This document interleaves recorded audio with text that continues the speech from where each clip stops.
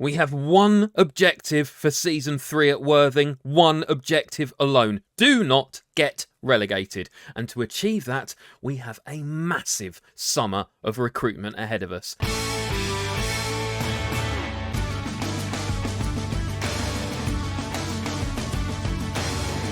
Greetings, my excellent friends, and welcome back to part 15 of the Director of Moneyball. I'm Kirk Sheridan, and before we get into that amazing summer ahead of us, let's just take an opportunity to bask in the glory of last season, because it never gets old to look at this league table. 103 points, best defence in the division. What a season. Ben Watson has definitely earned his opportunity to take us up to the next level and test himself against professional managers. But what about me? How did I get on this year as the Director of Moneyball? It's time for the scorecard. So same as last year, I'm judging myself on 4 areas as Director of Football. Firstly, not applying any match tactics to the team. And I can say with 100% confidence that I didn't go anywhere near it this year. As is the way with the Director of Football save, I did support Ben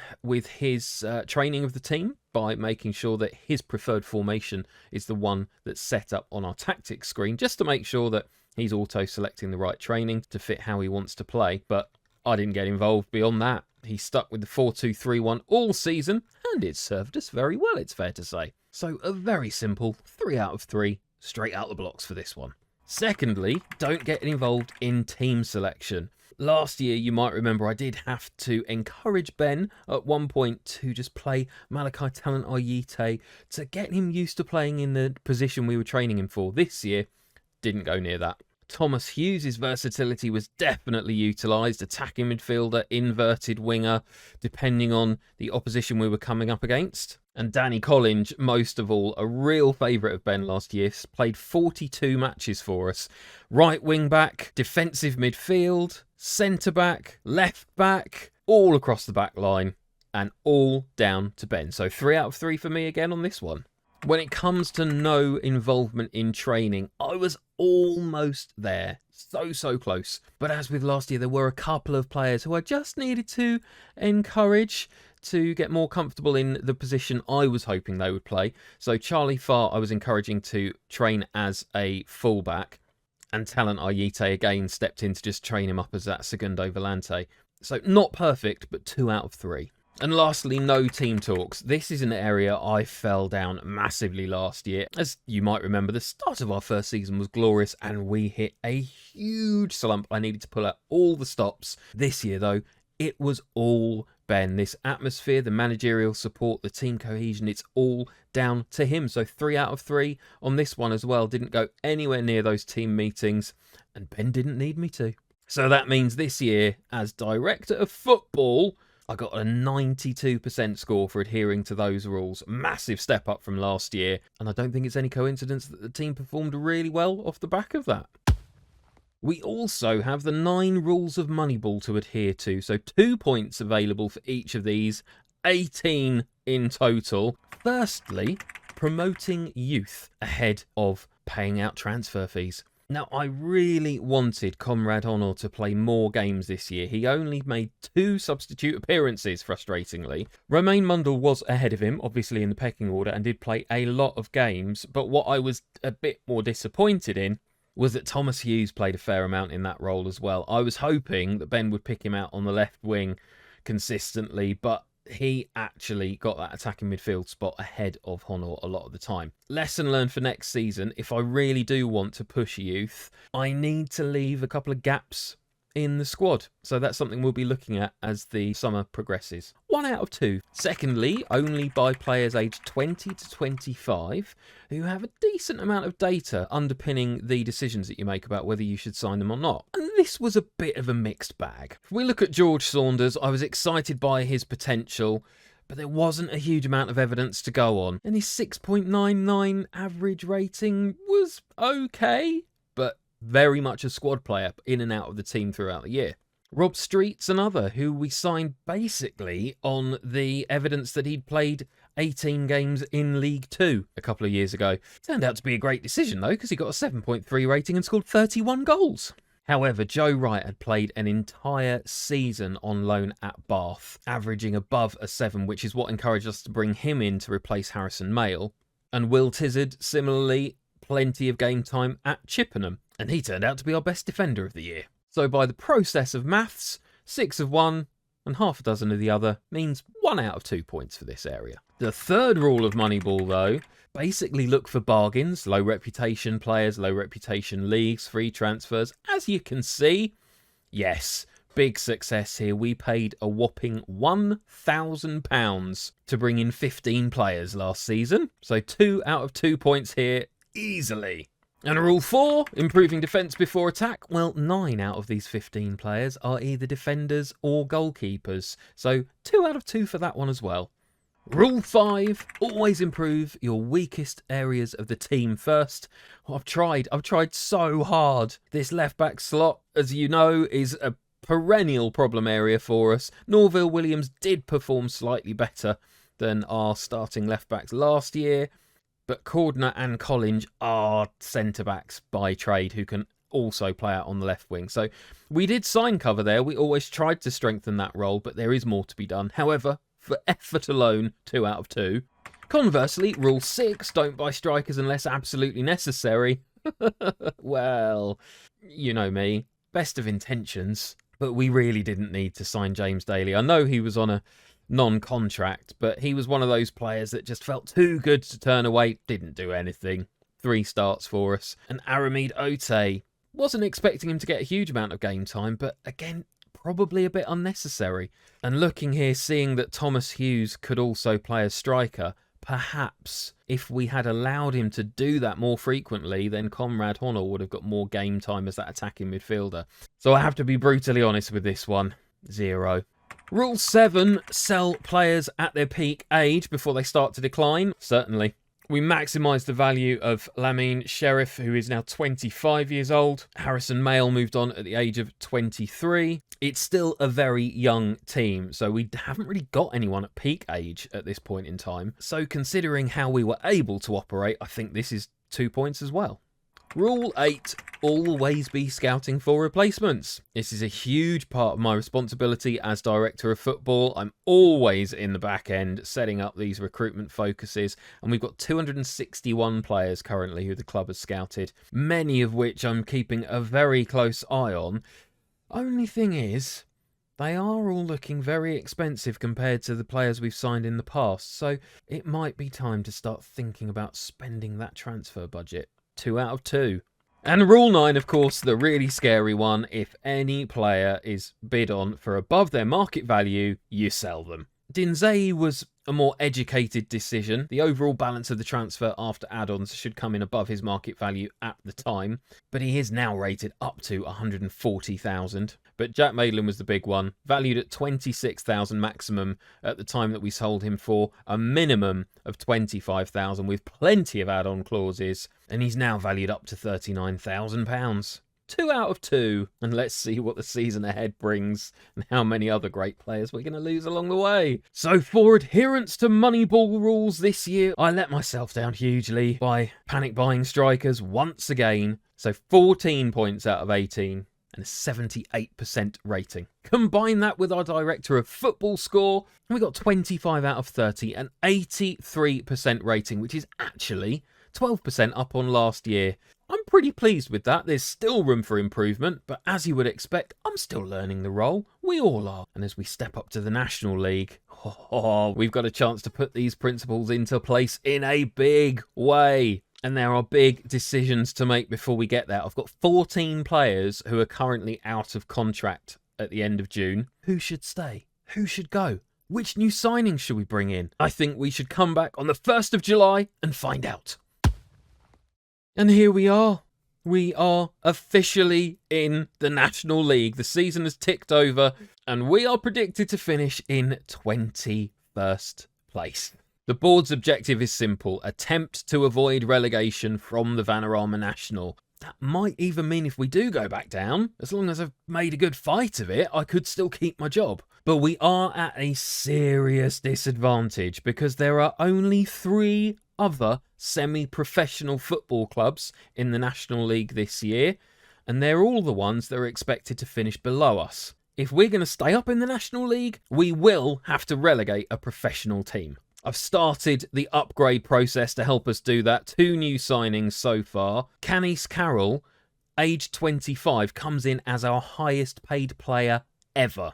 But he's a decent Vanarama national player with potential to become a leading National League player and has had a couple of really decent seasons at Oxford City in the Vanarama South. So I'm expecting Ben to pick him as one of our starting defensive midfielders. And Che Cooper can play anywhere across that attacking midfield. His versatility is going to be massively helpful. Didn't play any football last year but had a cracking season on loan at Dartford the year before that. That leaves us with a 21-man squad as things stand, but 5 of those players are out of contract. Last season, I rushed into signing players up who just didn't get any game time. Miles Meekums was one of them, who's now left the club, along with Ryan Clark and Alfie Kilgore, who we actually managed to sell to Crawley for £8,000, despite him only having 3 weeks left on his contract. Great piece of business, that.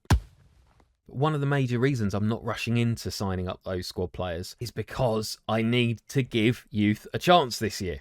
We finally, after 2 seasons, have an under-18s manager, Ashley Parry, and as well as Conrad Honor, I have my eye on a certain Jake Bradley to come into this team. Already, Vanarama North and South standard, he can improve a lot. 5-star potential. He's already determined, he's got the pace, he's got the stamina, he can pass, his teamwork's nearly there, ticking the boxes for most of our club DNA. I cannot wait for this boy to get some game time.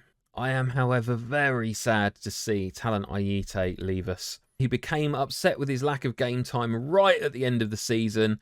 He refused to entertain signing a new contract, and that will be a loss because I'd expected him to be another force in our defensive midfield this year, so that's potentially one spot we do need to replace. So in an effort to upgrade this squad, I've tried to find a few trialists who have been let go by Premier League clubs, but have played a good amount of non-competitive football, so I'm not taking as many chances as I did last year. And I've already offered a contract to Imari Samuels. This guy looks like he's going to be special. Potentially League One standard. Determination, teamwork, work rate, pace, stamina, passing probably, maybe even strength, all fitting the DNA. He's 6'2", natural left back. He's so good, I haven't even bothered waiting until I can see all of his attributes. I'm straight in there offering the contract.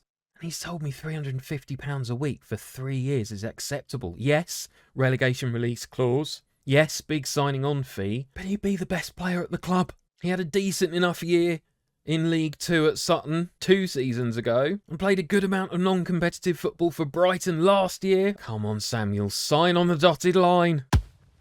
So where do I need to focus this summer? Where are those gaps that will allow me to strengthen the weakest area of the team first? Unsurprisingly, left back, as we've discussed previously. I only have, at this point in time, 2 natural centre-backs and a 16-year-old to play at the left side of defence. Right back, Charlie Farr can play there. It would be great to see him get a bit more game time, but Collins is probably going to play as centre-back. So definitely need to add a right back to our list. And in the centre of defence, Carroll can play there, but I prefer to see him in one of those defensive midfield spots. So we've really only got 3 players across those 2 positions, and we could do with another player adding depth to defensive midfield as well. There is just one other thing that I should note.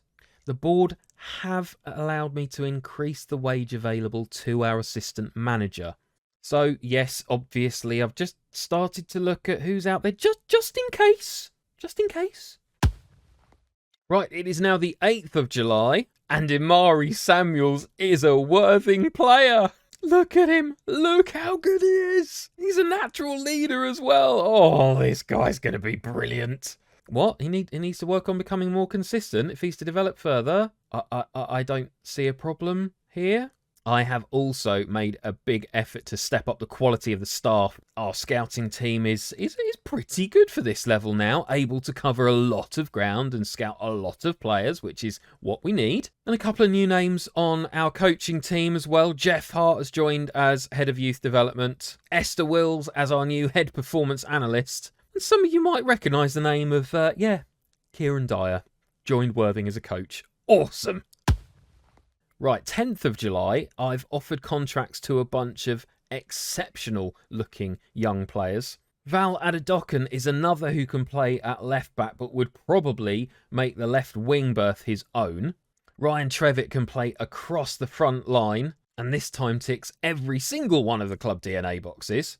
And then Matthew Craig, who we would probably have to try to retrain as a defensive midfielder, but what a quality one he could be. He is seriously lacking determination, but in every other respect is just immense. And fantastic performance levels non-competitively for the last 2 years. He would come from Tottenham, so as you may already be aware, having watched the Destroying Tottenham Hotspur video, if you haven't seen that already, go and check it out. Spurs are my favourite club, so it's quite nice to be potentially picking up one of their youngsters. I'm not expecting to sign them all. It would be amazing if we do. In fact, I don't want to sign them all necessarily. One of Trevitt or Adedokan would be absolutely fine. But whoa. What? Where's that come from? Birmingham offer job interview. The Birmingham board have invited me to attend an interview with them as they wish to discuss the possibility of me becoming their new manager. Where has that come from? I have shown no interest whatsoever in any other jobs. What do I do? They're in the Championship. They are in the Championship, and I'm currently in the National League. And a bank balance of minus £9 million. So they've been a steady mid-table club for the last couple of years. Their value is over 10 times as much as us. Oh, man. This is, wow, this is hard. Funnily enough, a few of you have been asking in the comments over the last couple of videos, is this a one-club save? Am I sticking at Worthing for the duration? And I've said, well, yeah, I kind of want to. That was my intention when I started the save. But it might be actually quite hard to resist if an offer comes in from another team. So I'd consider it when the time comes. And I wasn't expecting it this soon. I guess, it's not an offer yet, to be fair. They are just inviting me to interview for the job. I'll tell you what, maybe we can do a cheeky interview. If we just drive up to Birmingham, or maybe actually, we can, let's do a Zoom interview with Robert here. Worthing board don't even need to know. Probably won't come to anything anyway. I don't want to rule it out at this point. I want to see, let's do the interview and I'll see what happens. I'll continue though, making sure that Worthing are in the best possible position for the new season, and this will probably all blow over. So hi there, Robert. Do I think it's a positive or a negative thing that thus far I've managed just one team? Well, to be honest, I haven't managed any team yet. If you've been keeping an eye on my inbox, you would know that every single match I'm notified that I'm about to make my managerial debut. But if you think all of the great work that Ben has done is down to me, then who am I to argue? Why do I want to leave the current job after doing so much good work there? Well, because you asked me to come and interview, Robert. I didn't until you popped up in my inbox. Let's just say I want the next step of my career to be here. We want to ensure that the dressing room atmosphere is much better than it was under our previous manager. Can you assure us there will be no problems? Yeah, absolutely. Healthy dressing room atmosphere, top of my list, top of Ben's list. Are you ready to get stuck in at a club that has big financial problems? Well, to be honest, if we're going to play Moneyball, might be a fun place to give it a proper workout. How would you feel about working with our current Director of Football, Kelvin Housley? Right, well, I am the Director of Football. That's what I would expect to do. But he's contracted for another 2 years. I feel this is the kind of thing, if they've contracted him for 2 years, I need to say that I'm happy to work with him. But we could technically put him on gardening leave. We could remove him from all of the responsibilities at the club. Literally pay him to sit at home doing nothing. Yeah, happy to work with him. What sort of budget are we anticipating to put together the backroom team? They're skint, so I should probably say none. Don't give long contracts to old players. Repair the financial damage and basically stay mid-table in the Championship. Considering they've done that for the last 2 years, that feels perfectly reasonable. And would a proposed transfer budget of £107,000 be enough to achieve your goal? I'll be honest, that doesn't sound like a lot. I've got 4 times that already at Worthing in the National League. So a summer of wheeling and dealing it would be. Wage budget of £29,000 per week. Wow. That is a lot less than I expected a Championship club to have. Well, the ball is in Robert Elstone's court now. Let's carry on improving this Worthing squad, getting them ready for our first season in the National League. Well, news has leaked. Can't keep it quiet from the board any longer. And the rumours are that the Blues have been increasingly impressed with my credentials as the process developed. Let's forget this for now. Concentrate on Worthing. New players, survive in the National League. All we need to worry about. Oh my word, it's the 13th of July, and Birmingham fans consider me to be a leading candidate for the job. Check this out, one of those signings is actually happening. Matthew Craig, the one I was really hoping to get, low determination but brilliant in every other respect, is joining.